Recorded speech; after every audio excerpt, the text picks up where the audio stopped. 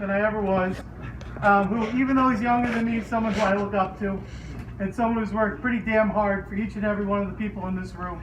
My good friend, your Senator, Ryan Fattman.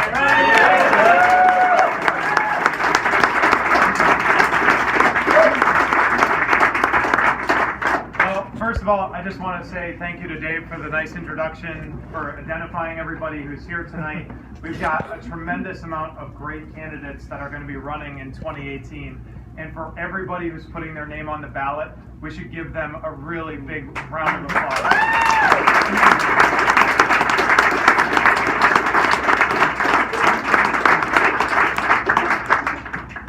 Secondly, I want to thank Dave just for being a great friend, Kevin, Kate, Joe, all of our state reps here. I hope I didn't miss anybody. Frosty, where are you, Frosty? Stand up. Frosty's here.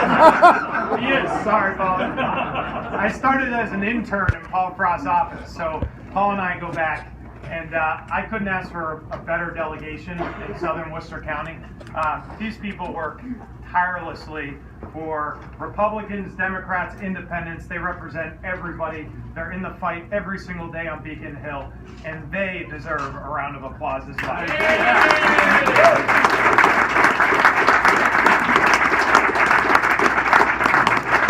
So we have a special guest tonight. His name is Charlie Baker. He is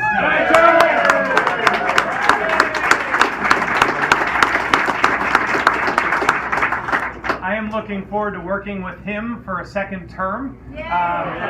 But before we get there, I need to get reelected, and Charlie has to get reelected. And that's what tonight is all about. I was talking to somebody here, and they kind of went like this, oh, you're going to crush your opponent.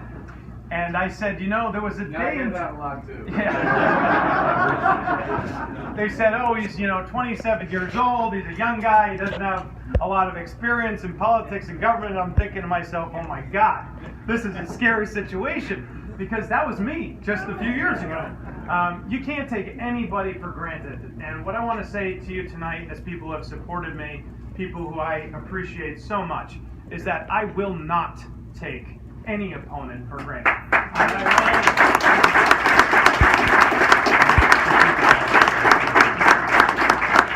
I am planning on knocking on doors, as I always have, working my butt off every single day, running a campaign that's positive, that will make you proud.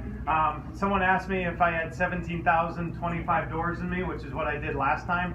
I don't know if I have that many in me, but I think I can get 15,000 in there.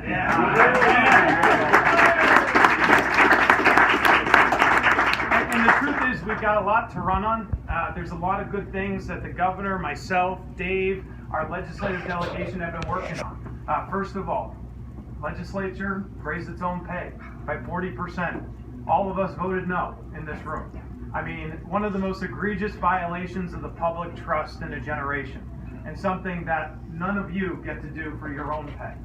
Something that's not right, not fair. I've campaigned about government of the people, by the people, for the people, never above the people. And that is an action that is above the people, and it shouldn't stand. Hopefully people will remember that in November 2018, but they will certainly know where I stood on that.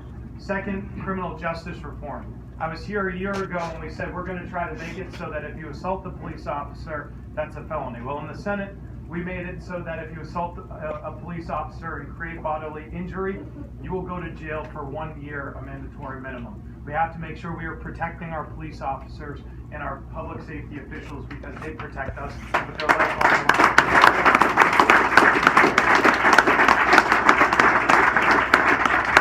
And lastly, there's something, she couldn't make it tonight. I was hoping she could join us, but there's a woman named Alice Seish who has just got a special place in my heart. You may have seen the story in the Worcester Telegram and Gazette. The Milford Daily News ran it too.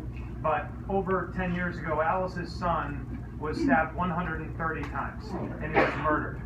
And the person who perpetrated that crime was dealt or found to be incompetent, and essentially has no criminal record. And in October, they were scheduled to get out, but our DA requested that that person be held longer. There's a serious problem. 65% of people who actually commit murder, who are released or found not guilty by reasons of insanity, are released on an average of anywhere from 3 to 14 years. They have no criminal record. They walk amongst us. It's very difficult to find any sort of trace that this happened. We passed it in the Senate. It was 38 to 0, so that people will have a criminal record, so you are able to protect yourselves as families, as individuals. And this was a bad situation because Boston Children's Hospital actually hired one of these individuals who murdered 2 of her children, drowned her children in a bathtub. And they hired her 9 years later.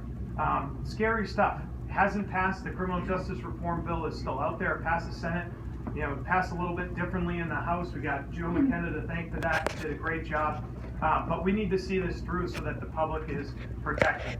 I want to make sure Massachusetts doesn't become a sanctuary state. That is something.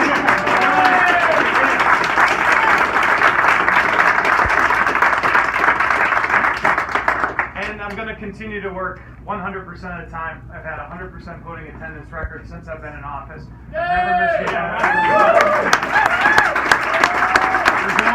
There's no saying if you want the job, do the job. And that is something that I've had the privilege and honor of doing for the last 3 years, and I'm looking to do it for the next 2, and hopefully longer if you will permit me.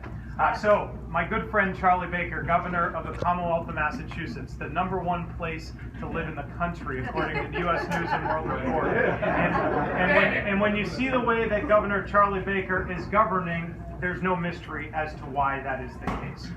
He has done something that no other governor, at least in my tenure, has done, which has been willing to reach across the aisle, willing to get things done, making sure that people's voices are heard, and also, putting his nose to the grindstone. This guy works from sunrise till sunset and then some. I don't know how you have the energy at your old age.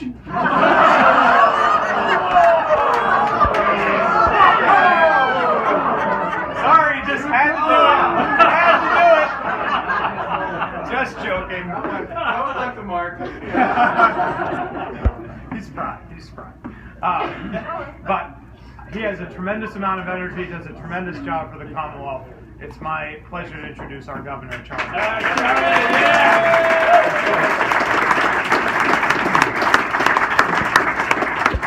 So, first of all, I want to thank you all for being here to support Senator Fattman.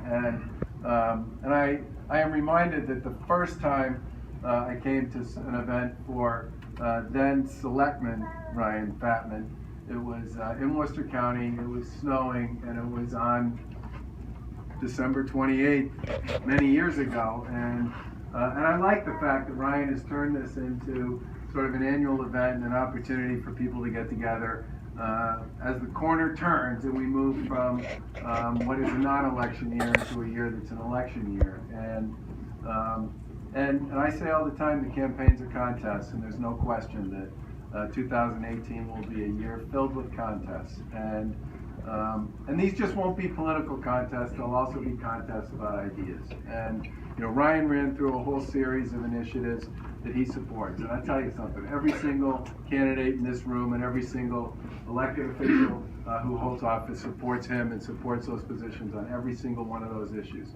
But I can promise you there are a whole bunch of people on Beacon Hill who don't. Mm-hmm. And that's why these are campaigns, these are contests, and that's why they're contests about ideas. And I would just urge all of you, whether it's Senator Fattman or Representative Meridian or Representative Frost or Representative McKenna, help me out here, guys. Carol's Kevin. Where's Kevin? He's not a representative anymore. He's still a representative, but hopefully won't be for long. And Representative Campanelli. I mean, there's just a lot of really important stuff going on, and you can't take your foot off the gas. Okay? I mean, every year I am involved in a food fight with the legislature about spending and taxes. Every year. It goes back and forth and back and forth and back and forth. And this criminal justice bill, there's a lot of good stuff in there, but a lot of the good stuff that's in there is because of the hard work of people in this room and other members of the Republican caucus. There's a bunch of stuff in there that's not so good, that runs in the wrong direction with respect to keeping people safe and providing the kind of protections for communities that communities need and deserve.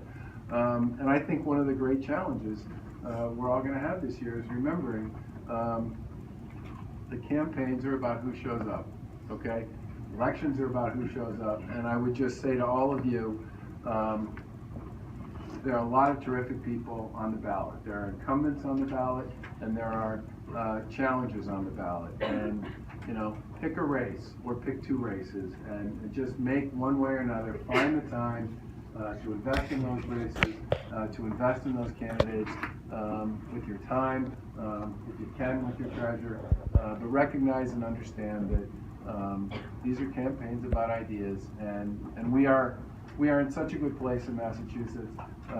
We have found a way to work across the aisle. We have found a way to seek common ground, but we've been able to do it in a way that's fiscally disciplined, that supports local communities, that provides cities and towns with the support and the opportunity that they need across the Commonwealth. I can't tell you how many people I talked to in here tonight who serve in local government in their communities, who talked about the fact that, you know, Secretary Ash was out, or Secretary Pollock was out, or the Lieutenant Governor was out. We take very seriously this notion that our job is to help build 351 super strong communities from one end of the Commonwealth to the other. That's how you build a great state. You don't build it, you build it. Let's start together. And I think one of the things that we bring to this game is that focus on building strong communities. And I would just urge all of you to keep that in mind as we turn the corner into 18. There's plenty of work to do on governing the Commonwealth, and we will do the work. But these are campaigns about ideas, these are contests about ideas, and I happen to believe in a fiscally disciplined, growth-oriented, community-oriented approach to governing, and I would love to see other people who share that point of view get re-elected on Beacon Hill or get newly elected on Beacon Hill, because we have a great state, but we got plenty of work to do, and all the terrific people who are here tonight ought to try to be part of that conversation as we head into next year. And of course, I'm looking forward to seeing the Patriots win another Super Bowl.